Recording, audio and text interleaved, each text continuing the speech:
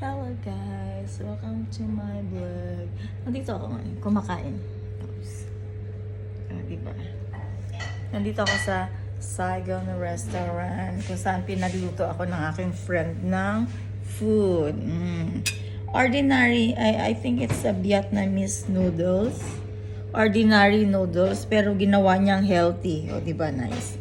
Oh, healthy kasi tingnan mo. Look. There's a shrimp. Yes. And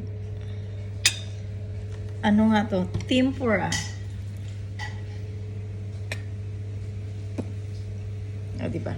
Sarap. Okay. Kain tayo, guys.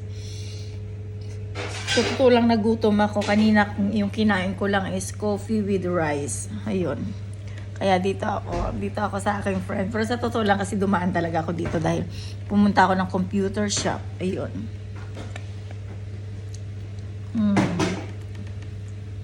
Sarap.